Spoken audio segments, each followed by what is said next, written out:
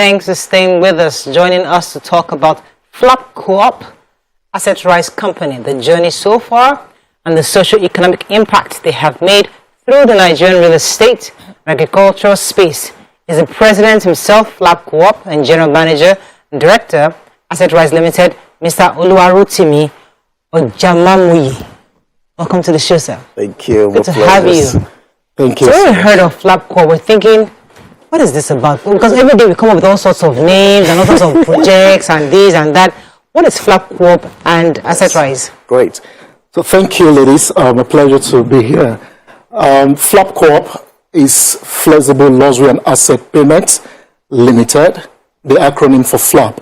But as a cooperative, we have to measure to Flapcoop. Okay. And we're licensed by the Lagos State Ministry of Trade, Commerce and Cooperative to practice cooperative, organizing people to save and to own assets, and whatever means we can practice cooperative. But having been on the journey of cooperative so far, our aim is to actually accelerate our members to own assets as a means of solving poverty. So how I mean is, if you practice the normal banking system, over 80% of savings account holders can access loans because, in quotes, they are not viable to access loans. You either have to go and bring a CFO that you don't have or the documents. So we saw, how do we elevate poverty from this 80%? Our journey is to bring them up to owning assets like real estate so that they can have CFO, they can have properties. And when they have this, they are eligible for financial stability and can always have access to loans and other facilities.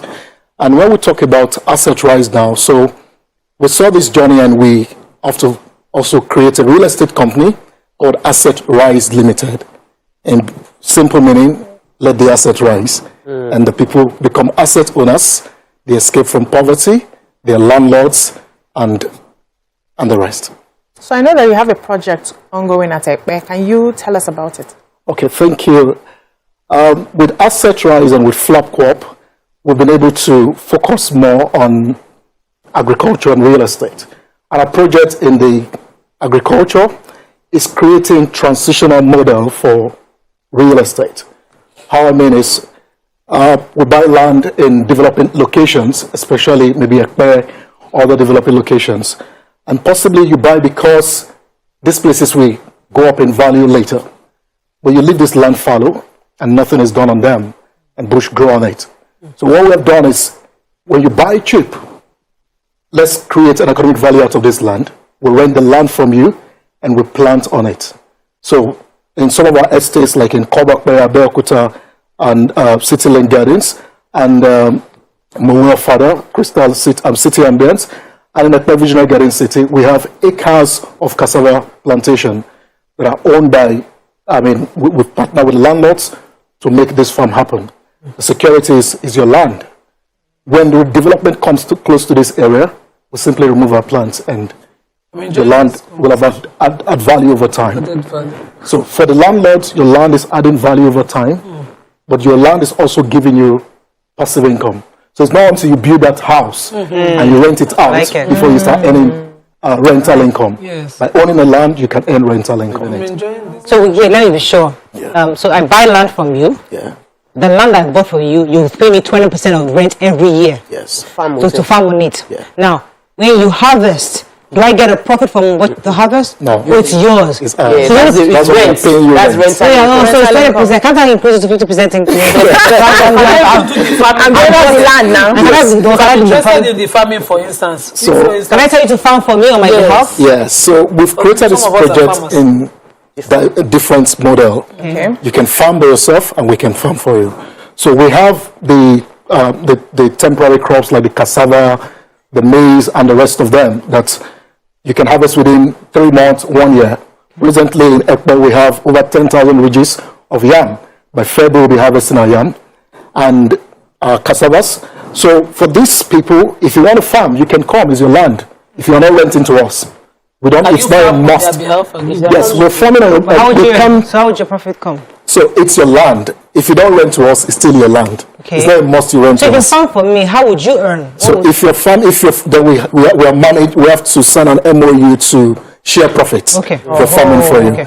So, but for this very one now, we have another project which is the PalmRich Estate that I'm going to talk about. Please go ahead. Okay, Talk so about the it. PalmRich Estate, what we are doing there, it's cash crops. And we all know the value of cash crops, especially the palm tree. The palm tree is an everlasting tree. And I'll share this story with you. As a young boy, I grew up seeing my father having fleet of cars, and we're going to the best of schools. And then when we were in school, I hardly would tell my friend my father is a farmer. Because then, if your father is not an engineer or something, you're not proud of him. Your father is not good. Exactly. So one day, my father came to school with Mercedes-Benz 230D.